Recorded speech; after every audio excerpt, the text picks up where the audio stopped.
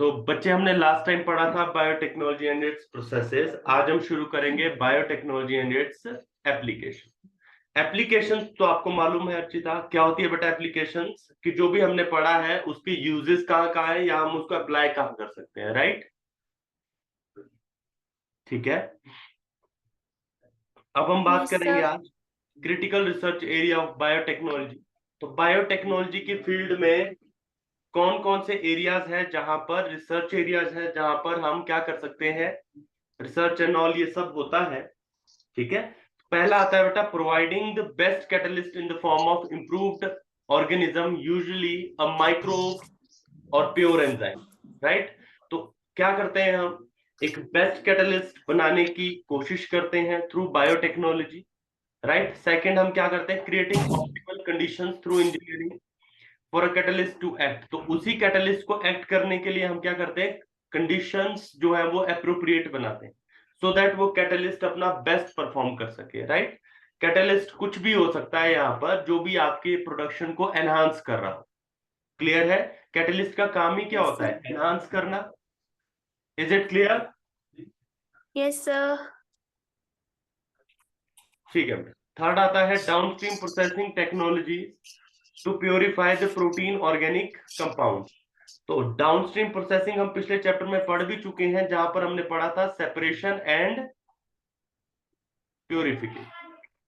क्या पढ़ा था? Separation and purification. एप्लीकेशन। हाँ, तो हम यहां पर पढ़ेंगे वही, to purify the protein organic compounds को प्योरीफाई करने के लिए डाउनस्ट्रीम प्रोसेसिंग एंड ऑल ये सब डेवलपमेंट किसके थ्रू करते हैं हम पर? बायोटेक्नोलॉजी। नेक्स्ट आता है बायोटेक्नोलॉजिकल एप्लीकेशन इन एग्रीकल्चर। तो इस चैप्टर में हम ये इसके दो यूसेस पढ़ेंगे, first in agriculture and second in medicine. Clear? Yes sir. Second हम मेडिसिन में पढ़ेंगे, फर्स्ट हम एग्रीकल्चर में। तो शुरू कर रहे हैं हम एग्रीकल्चर से। फर्स्ट आता है बेटा एग्रोकेमिकल बेस्ड एग्रीकल्चर। सेकंड आता है एग्रो ऑर्गेनिक एग्रीकल्चर। एक सेकंड,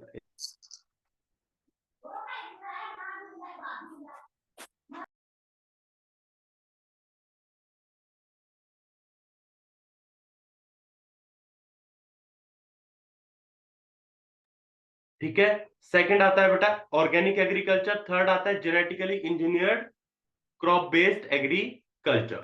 फर्स्ट है एग्रोकेमिकल बेस्ड एग्रीकल्चर। इसका मतलब है कि अपन क्या यूज करेंगे, क्या यूज करेंगे बच्चे अपन? हम करेंगे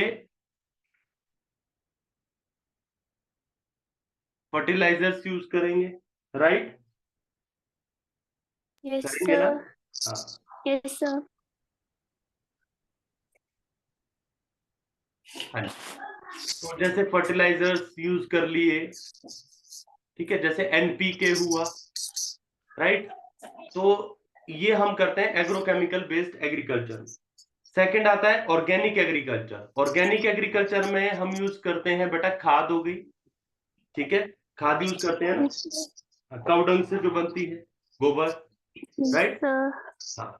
थर्ड आती है बच्चे genetically engineered crop based agriculture. इसमें हम क्या यूज करते हैं, जेनेटिकली मॉडिफाइड ऑर्गेनिजम्स। क्या यूज करते हैं बेटा यहाँ पर हम? Genetically modified organism. हाँ, तो बच्चे हम जेनेटिकली किसी भी ऑर्गेनिज्म को मॉडिफाई करेंगे तो हम उसको ऐसे मॉडिफाई करेंगे कि हमें ज्यादा से ज्यादा क्या मिले, यील्ड मिले। करेंगे कि नहीं? Yes sir. हम किसी भी ऑर्गेनिज्म को अगर मॉडिफाई करते हैं तो उससे हम ज्यादा से ज्यादा क्या चाहते हैं, उससे हम ज्यादा से ज्यादा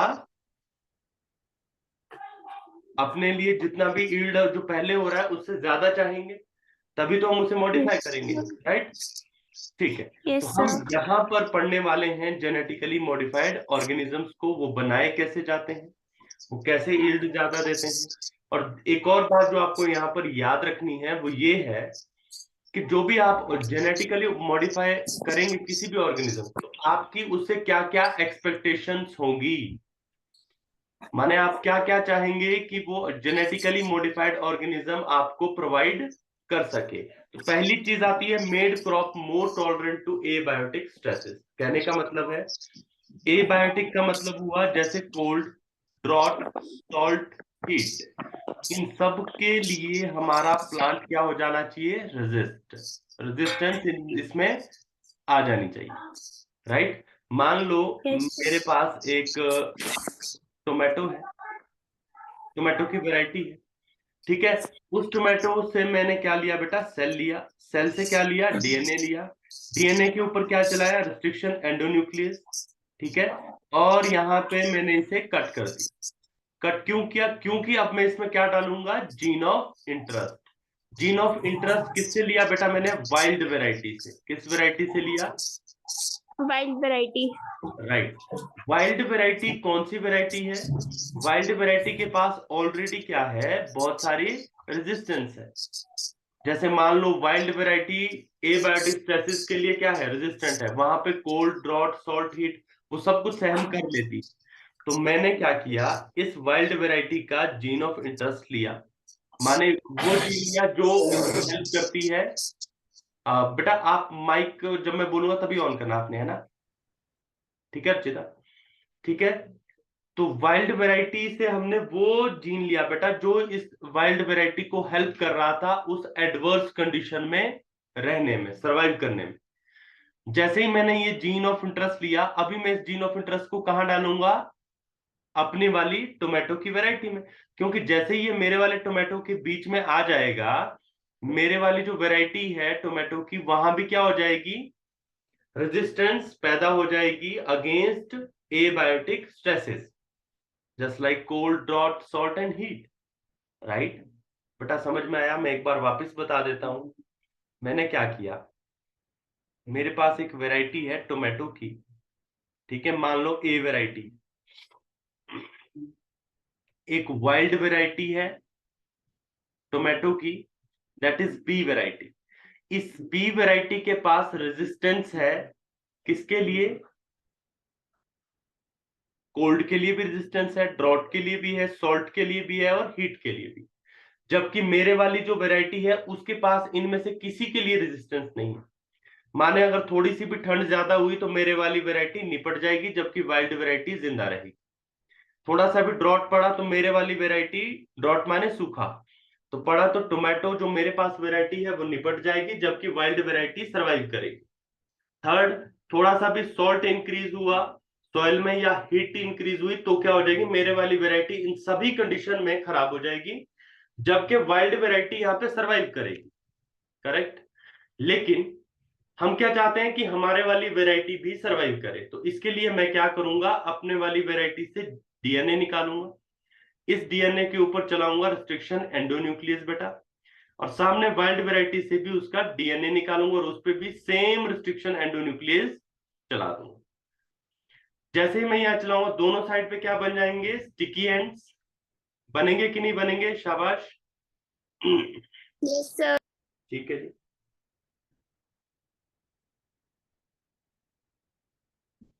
जैसे ही दोनों साइड पे स्टिकी एंड्स बनेंगे, दोनों आपस में जुड़ जाएंगे, जुड़ जाएंगे तो उससे क्या होगा, क्या होगा बेटा, दोनों आपस में जैसे ही जुड़ेंगे तो एक जीन ऑफ इंटरेस्ट यहां से निकलेगा ना, और वो जाके जुड़ेगा इधर मेरे वाले डीएनए में, मेरे वाले जो टोमेटो का डीएनए है उसके बीच में जाके मान लो ऐसे करके जुड़ गया, उसको बीच से कट किया था रिस्ट्रिक्शन एंडो ने और वो जाके बीच में ऐसे करके जुड़ गया, और ये डीएनए बन गया आरडीएनए। आरडीएनए माने recombinant DNA. Is it clear? Yes, sir.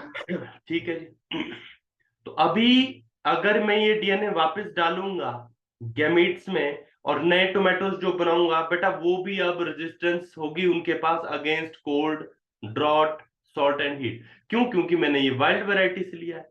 Wild variety से मैंने वो जीन ऑफ इंटरेस्ट वही वाला लिया जो उसकी हेल्प कर रहा था इन सारी कंडीशन में सर्वाइव करने में। तो अब अगर वो जीन ऑफ इंटरेस्ट मेरे पास भी है, इस टोमेटो के पास भी है, मेरे वाले टोमेटो के पास, तो अब उसमें भी ये वेराइटी सारे के सारे फीचर्स आ जाएंगे। बोलो बात समझ में आई? Yes, sir. ठीक है बेटा। सेकंड आता है reduce reliance on chemical pesticide. माने मैं वाइल्ड वैरायटी से वो जीन लूंगा जो वाइल्ड वैरायटी को हेल्प करता है सारे पेस्टिसाइड से लड़ने में। क्योंकि मेरे पास जो टोमेटो है वो वाला तो नहीं कर पाता खुद को डिफेंड, कोई भी पेस्टिसाइड आएगा और उसे,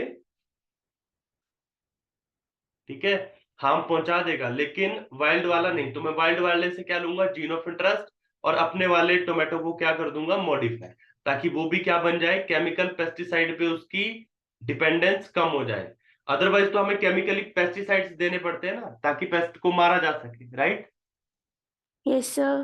थर्ड आता है help to reduce post harvest losses.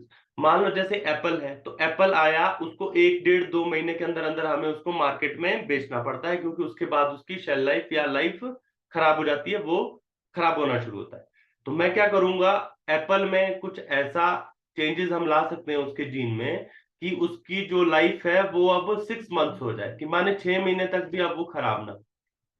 तो पोस्ट हार्वेस्ट लॉसेस कम हो जाएंगे ना हमारे, हार्वेस्ट माने एप्पल को जब तोड़ दिया है पेड़, तो उसके बाद उसके लॉसेस कम हो जाएंगे, हमें नुकसान कम होगा, राइट। Yes, sir.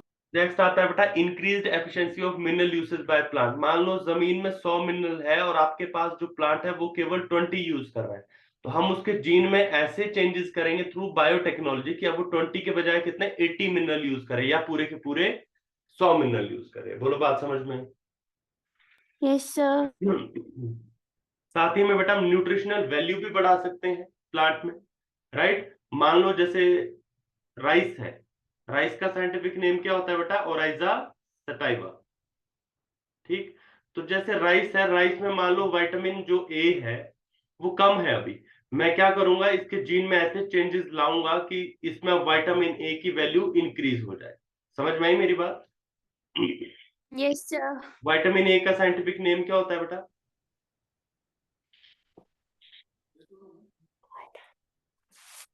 हम्म, चलो होमवर्क लिखो एक।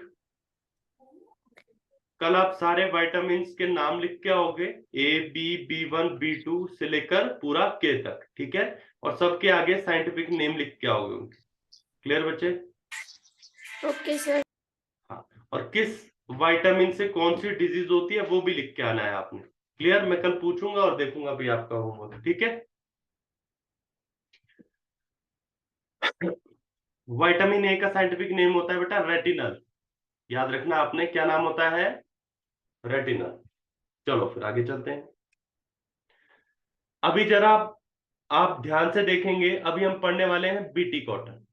बीटी कॉटन क्या होता है देखो, कॉटन, आपको मालूम है कॉटन जो है वो काफी ज्यादा उगाया जाता था इंडिया में पहले, है ना। तो होता क्या है, अभी हम पढ़ने वाले हैं पेस्ट रेजिस्टेंस कैसे बनाना है प्लांट को, हमने, मतलब हमारी इच्छा से हम प्लांट को कैसे पेस्ट रेजिस्टेंस बनाएं विदाउट यूजिंग पेस्टिसाइड। पेस्टिसाइड क्यों नहीं यूज करना चाहते बेटा हम, पहले ये बताओ मुझे, why we don't want to use pesticide, what is the harm. देखो बारिश होती है ना, रेन, बारिश होती है, बारिश के साथ जो पेस्टिसाइड है वो मिलकर कहाँ चला जाता है, वाटर बॉडीज में। वाटर बॉडीज जो होती हैं उनमें से कुछ का यूज हम ड्रिंकिंग वाटर में करते हैं, तो कुछ का यूज हम बाकी और कामों में भी करते हैं। तो वो सारा पेस्टिसाइड ड्रिंकिंग के साथ साथ हमारे शरीर में चला जाता है, अगर हम यूज ना करें तो कोई वाटर लाइफ में जो रहते हैं, जैसे फिशेज हो गई, कुछ और हो गए, उनकी बॉडी में चला जाता है, तो वो उनको हार्म पहुंचाएगा। और उनको खाने वाले कौन होते हैं, उनमें बहुत सारे ह्यूमंस भी हैं, बहुत सारे और जानवर भी हैं, तो उन सबको ये नुकसान पहुंचाते हैं पेस्टिसाइड, इसीलिए हम इनका यूज करना कम से कम करना चाहते हैं। बोलो बात समझ में आई अर्चिता। Yes, sir. ठीक है, तो अब हम शुरू करेंगे कि हम कैसे किसी प्लांट को पेस्टिसाइड रेजिस्टेंस बना सकते हैं, पेस्ट रेजिस्टेंस बना सकते हैं। क्लियर। तो जरा ध्यान से सुनना बच्चे, अब होता क्या है, जो कॉटन है, ठीक है, उसके जो रूट है वहां पर बहुत सारे क्या लग रहे थे, बहुत सारे पेस्ट जो है वो उसको नुकसान पहुंचा रहे, ठीक। इससे क्या हो गया, कॉटन की ईल्ड में कमी आ गई, लोगों के पास काफी ज्यादा उन्हें नुकसान हुआ, ठीक है, और नुकसान से बचने का उनके पास कोई ऐसा उपाय था नहीं। तो बायोटेक्नोलॉजी ने क्या किया, इन्होंने कहा कि ठीक है, हमें किसको मारना है, पेस्ट को मारना है। पेस्ट को कैसे मारे? देखो पेस्ट क्या करता है, रूट के पास जाता है या प्लांट के टॉप में लीव्स खाएगा, लीव्स चट कर जाएगा या चट कर जाएगा ऊपर, इसके ऊपर जो लगता है ना कॉटन में, देखो कॉटन बॉल, इस तरह से इनको खत्म कर जाएगा जो कॉटन बॉल होती है, या लीव्स खा जाएगा इसकी, राइट। तो ये आपके देखो cotton bollworm that is destroyed by bollworm, ये देखो कुछ इस तरह से इसको डिस्ट्रॉय कर देती हैं bollworms, right. Bollworms is a pest. क्या है बेटा, बॉलवर्म पेस्ट, राइट। Pest. हाँ जी। तो हमें क्या करना है, हमें कॉटन की ईल्ड को बचाना है, क्योंकि मैक्सिमम लोगों का जो रोजगार है वो कॉटन पे है। ठीक, तो कैसे करेंगे देखना। तो यहां पर आता है साइंटिस्ट का रोल बेटा। इन्होंने क्या किया, इन्होंने देखा एक बैक्टीरिया है और वो बैक्टीरिया का नाम है बैसिलस थोरनजेनेसिस। क्या नाम है बेटा?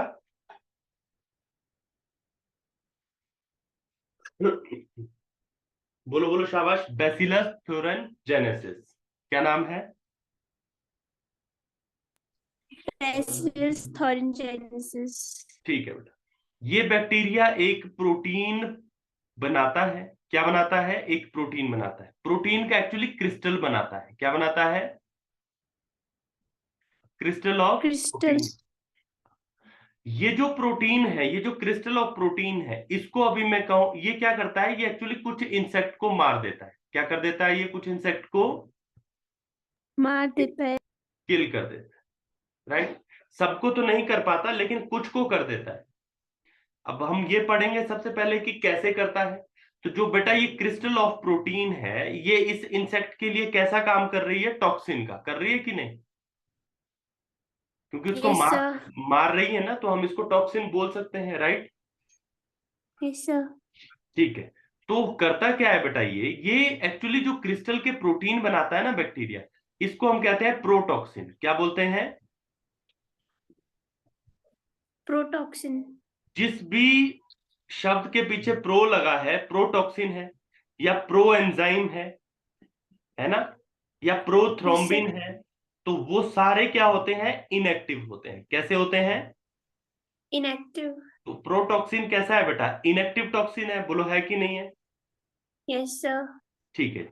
तो जैसे ही इंसेक्ट इसे खाता है, इंसेक्ट इसे खाएगा प्रोटॉक्सिन को, ये क्या होता है, ये इस इंसेक्ट के गट में चला जाता है। कहां चला जाता है?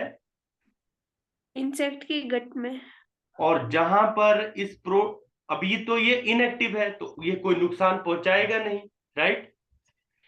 लेकिन इंसेक्ट के गट में इसको मिलता है एल्केलाइन मीडियम। कैसा मीडियम मिलता है बेटा? Alkaline. हाँ। अब अगर सेम प्रोटॉक्सिन को हम खा ले, ह्यूमन खा ले, तो हमारे गट में कैसा मीडियम है? एसिडिक है कि नहीं है? Yes, sir. HCl रिलीज होता है ना बेटा स्टमक में हमारे। Yes, sir. क्या पीएच होता है बेटा HCl का स्टमक में? 1.8, राइट। Yes, sir. कौन से सेल रिलीज करते हैं गट में हमारे HCl को? ये भी लिख लो, ऑक्जेंटिक सेल। क्या नाम है बेटा? Oxytic cell. इन्हीं का ही दूसरा नाम है पेरिएटल सेल। क्या नाम है? Parietal cell. बोलो, बात समझ में आई? Yes, sir. कोई दिक्कत इसमें? No, sir. ठीक, चले फिर आगे। Yes, sir. ठीक है बेटा, तो हुआ क्या कि अगर हम ये प्रोटॉक्सिन को कंज्यूम करते हैं तो ये हमारे गट में जाएगा, और गट में हमारे एसिडिक मीडियम है ड्यू टू HCl, जिसका पीएच 1.8 होता है, और जो सिक्रेट किया जाता है ऑक्जेंटिक और पेरिएटल सेल। अब बात यह है कि जो ये प्रोटॉक्सिन है, ये हमारे गट में एक्टिव नहीं हो पाता। क्यों? क्योंकि इसको एक्टिव होने के लिए कैसा मीडियम चाहिए, एल्केलाइन मीडियम। बात समझ में आई? Yes, sir. और वो एल्केलाइन मीडियम इसे मिलता है इंसेक्ट के गट में, और वहां पर जाकर ये कन्वर्ट हो जाता है प्रोटॉक्सिन से, किस में कन्वर्ट हो जाता है, टॉक्सिन में। बोलो, बात क्लियर? Yes, sir. और ये टॉक्सिन क्या करता है, इसके गट को इरोड कर देता है, ब्लड निकलना शुरू होता है और इंसेक्ट की डेथ हो जाती है। क्लियर? Yes, sir. ठीक है बेटा। तो ये समझ में आया ये इसको मारता कैसे है। तो ये प्रोटीन जो है ये किस फॉर्म में बनाई बैक्टीरिया ने? क्रिस्टल की फॉर्म में बनी कि नहीं बनी? Yes, sir. और इसको हमने क्या नाम बोला? प्रोटॉक्सिन। क्यों बोला बेटा प्रोटॉक्सिन? क्योंकि ये कैसा टॉक्सिन है अभी? Inactive. और ये एक्टिव कहाँ होता है? एसिडिक मीडियम या एल्केलाइन मीडियम? Alkaline. अगर ये ह्यूमन के गट में जाएगा तो इसको कैसा मीडियम मिलेगा वहां? Acidic. तो एसिडिक में ये इनएक्टिव रहता है, राइट? Yes, sir. तो एक्टिव ये किसके गट में होगा? Insect. इंसेक्ट या पेस्ट के गट में, राइट? क्यों होगा? क्योंकि वहां पर इसे कैसा मीडियम मिला? Alkaline. करेक्ट। तो ये टॉक्सिन में कन्वर्ट हो गया। कोई दिक्कत बच्चे यहाँ तक? No, sir. ठीक है, लिख भी रहे हो ना साथ साथ में? Yes, sir. ठीक है, आरो फिर आगे। अब आते हैं बेटा हम नेक्स्ट पे। तो नेक्स्ट क्या आता है हमारे पास? देखो, अभी मैंने बात की कि एक बैक्टीरिया है उससे प्रोटॉक्सिन निकला है और वो प्रोटॉक्सिन एक्टिव हुआ है एल्केलाइन मीडियम में, और एल्केलाइन मीडियम में वो एक्टिव होकर उसने पेस्ट को मार दिया। यही बोला हमने? Yes, sir. ठीक है। अभी क्या होगा, ध्यान से सुनना मेरी बात। ये जो प्रोटॉक्सिन है और ये जो बैक्टीरिया है जिसका नाम है बैसिलस थुरिनजेनेसिस, ये सभी पेस्ट को नहीं मारता, ये कुछ ही पेस्ट को मारता है। बोलो बात समझ में? Yes, sir. That means protoxin is specific. अगर हमारे पास मान लो ये ए टाइप का पेस्ट है, अगर बी टाइप का पेस्ट आ गया कभी, फिर क्या करेंगे बेटा हम? फिर हम कोई और बैक्टीरिया लेंगे, उसका कोई और प्रोटॉक्सिन होगा, वो जाके उस दूसरे को मार देगा। बोलो बात क्लियर है यहां तक? Yes, sir. बड़ा सिंपल है। चलो, अब जरा हम ध्यान से देखते हैं होता क्या है। तो हमारे पास इंसेक्ट कितने तरह के हैं बेटा? हमारे पास इंसेक्ट हैं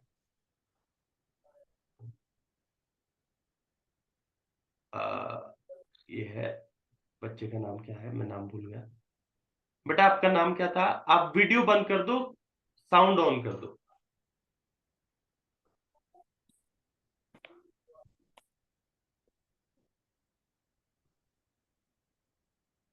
निकिता, निकिता नाम है ना बेटा आपका?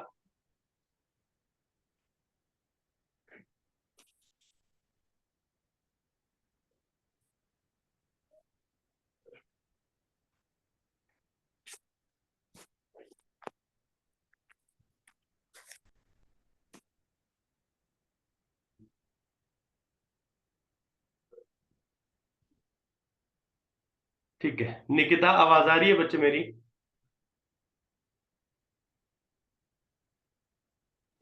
Yes, sir. ठीक है बेटा। तो हम बात कर रहे हैं एप्लीकेशन की। आज इसको पढ़ लेते हैं, एक एक दिन लगेगा इसमें आज का ही, या फिर कल का थोड़ा बहुत लग जाएगा, फिर हम कर लेंगे उसके आगे शुरू ना इकोलॉजी। ठीक है। तो देखो जरा, होता क्या है कि बीटी कॉटन में बैसिलस थुरिनजेनेसिस था, उन्होंने एक प्रोटीन प्रोड्यूस करी। अब जो मैं आपको इंसेक्ट के नाम बताने वाला हूं दैट इज लेपिडोटेरेंस। लेपिडोटेरेंस कौन कौन आते हैं बेटा इसके अंदर? बर्ड बॉम, आर्मी बॉम, और इसमें आता है ये दो आ गए, बर्ड बॉम आर्मी बॉम। सेकंड आ गया बेटा सिलोटेरेंस, इसमें आती हैं बीटल्स। थर्ड आ गया डायटेरेंस, इसमें आते हैं flies and mosquitoes. Is it clear? Yes, sir. ठीक है। तो वो बैसिलस थुरिनजेनेसिस, हमने ये तीनों की बात करी, नाम है लेपिडोटेरेंस, सिलोटेरेंस एंड डायटेरेंस। अब हम बात करते हैं कि ये आगे का काम कैसे करते हैं। मैं ऑलरेडी समझा चुका हूं अर्चिता आपको, तो आपने मुझे आंसर करते रहना है, ठीक है? Yes, sir. ठीक है। निकिता, नितिका है बेटा, निकिता है? I am Nitika. Nitika, okay. Nitika ध्यान रखना, अभी हमने सिर्फ यही पढ़ा है कि जेनेटिकली मॉडिफाइड क्रॉप्स क्या होती हैं, जिनके जीन को मॉडिफाई कर दिया जाए। इतना समझ में आ गया आपको ये? तो जिसके जीन को मॉडिफाई किया जाता है, मैं वापस से रिपीट कर रहा हूं तो जरा जल्दी जल्दी, तो जिसके भी जीन को मॉडिफाई किया जाता है वो क्रॉप एक तो टॉलरेंट हो जाती है एबायोटिक स्ट्रेसेस के लिए, माने उस पे cold, drought, salt and heat का कोई असर नहीं होगा, या अगर होगा भी तो बहुत कम होगा। Second, it reduces the reliance on chemical pesticide, माने अगर पहले हमें पेस्ट से बचने के लिए केमिकल पेस्टिसाइड का यूज करना पड़ रहा था, तो अब हम वो पेस्टिसाइड का यूज नहीं करेंगे, क्योंकि मैंने उसको बायोटेक्नोलॉजी की हेल्प से ऐसा बना दिया कि वो अपनी हेल्प खुद कर सकती है। राइट नितिका, समझ में आया बेटा ये भी? Yes sir. थर्ड आता है help to reduce post harvest losses, माने जैसे मैंने अभी एग्जांपल दिया था एप्पल का, मान लो वो 1-1.5 महीना में आपको मार्केट में बेचना पड़ता है, क्योंकि उसके बाद उसकी शेल लाइफ जो है वो खराब हो जाती है, मतलब वो कंप्लीट हो जाती है, वो उसके बाद खराब हो जाता है, ठीक। लेकिन मैं क्या करूंगा, मैं बायोटेक्नोलॉजी की हेल्प से इसको ऐसा बना दूंगा कि ये लगभग 6 महीने तक क्या रहेगा, बिल्कुल ठीक रहेगा। आपके पास 6 महीने का टाइम है इसको बाजार में भेजने के लिए। राइट और रॉन्ग, तो समझ में आया? रिड्यूस हो जाएंगे ना लॉसेस, हमारे पोस्ट हार्वेस्ट लॉसेस। फोर्थ आता है increased efficiency of mineral usage by plant, माने एफिशिएंसी क्या हो जाएगी, इंक्रीज हो जाएगी मिनरल यूसेज की। मान लो अभी जमीन में 80 मिनरल्स हैं, 100 मिनरल्स हैं, और प्लांट यूज कर रहा है 20 मिनरल्स, तो हम क्या करेंगे, इसमें ऐसा जीन ऑफ इंटरेस्ट इंट्रोड्यूस करेंगे कि अब ये कितना यूज करेगा, 80 या फिर पूरे। बात समझ में आई? Yes sir. ठीक है। तो तीसरी चीज हम न्यूट्रिशन, फिफ्थ चीज हम इसकी क्या कर सकते हैं, न्यूट्रिशनल वैल्यू बढ़ा सकते हैं फूड की। उसमें हम वो जीन ऑफ इंटरेस्ट यूज करेंगे या इंसर्ट करेंगे जिससे उसका न्यूट्रिशनल वैल्यू बढ़ जाए। जैसे कि विटामिन ए हमने किस में बढ़ा दी, राइस। विटामिन ए का साइंटिफिक नेम बताओ नितिका, शाबाश, जल्दी जल्दी।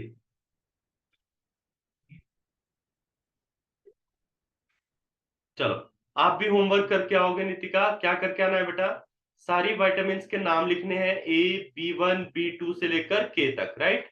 सबके साइंटिफिक नेम लिखने हैं, और सबसे कौन सी डिजीज होती है वो भी लिख के लानी है। बोलो, बात समझ में आई? क्लियर है नितिका यहाँ तक?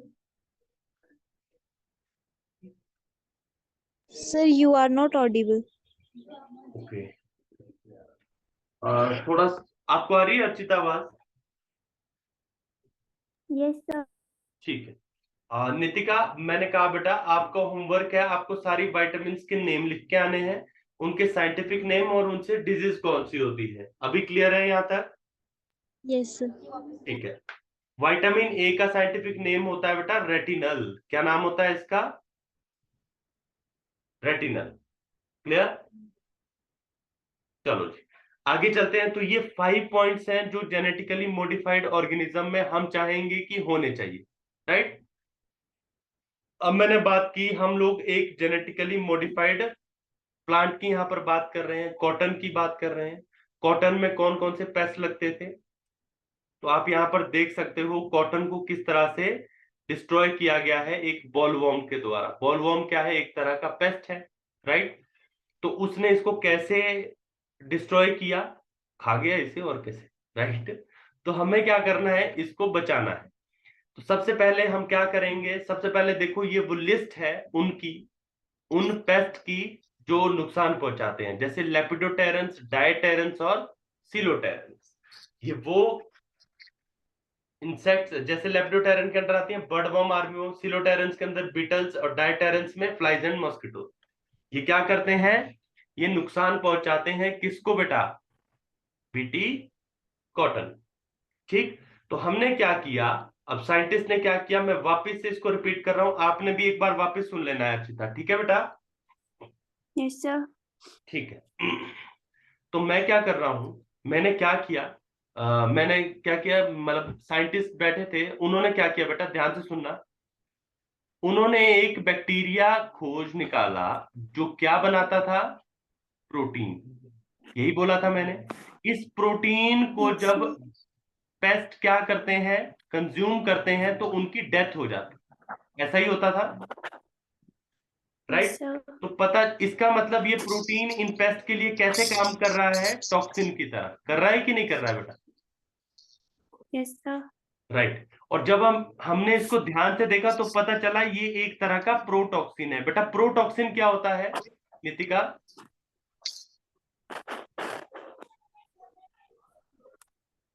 सर जो टॉक्सिक की तरह काम करता है। जो किसकी तरह? नहीं नहीं नहीं नहीं, उसको तो हम टॉक्सिन बोलेंगे ना। ये प्रोटीन एक टॉक्सिन की तरह काम कर रहा है, that's why the name is toxin.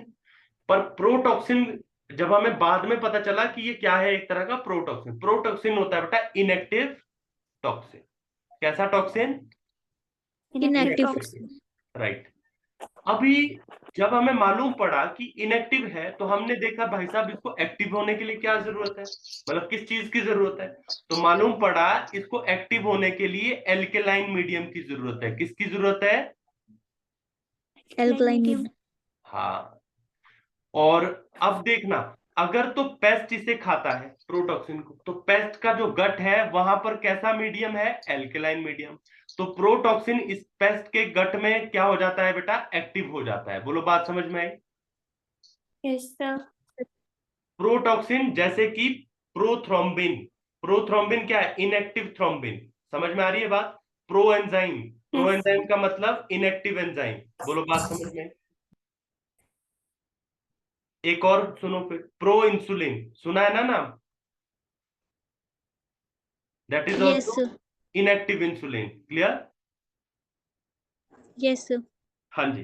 तो बेटा हमें मालूम पड़ा कि ये प्रोटॉक्सिन कहां पर एक्टिव होता है? एल्केलाइन मीडियम में। और एक्टिव होकर उस पेस्ट की क्या हो जाती है? डेथ। अगर मान लो इसी प्रोटॉक्सिन को ह्यूमन कंज्यूम कर ले तो क्या हमारी डेथ होगी? बिल्कुल नहीं। क्यों नहीं होगी? क्योंकि हमारे गट में कैसा मीडियम है बेटा? एसिडिक। एसिडिक मीडियम है। किसकी वजह से है एसिडिक मीडियम? HCl। HCl का पीएच कितना होता है? 1.8। कौन रिलीज करते हैं बेटा HCl को? ऑक्जेंटिक सेल, या फिर इन्हीं सेल का दूसरा नाम क्या है? Parietal cell. बोलो बात समझ में आई? Yes sir. ठीक है। अभी हम क्या करेंगे, एक दूसरी आईडी से लॉग इन करेंगे।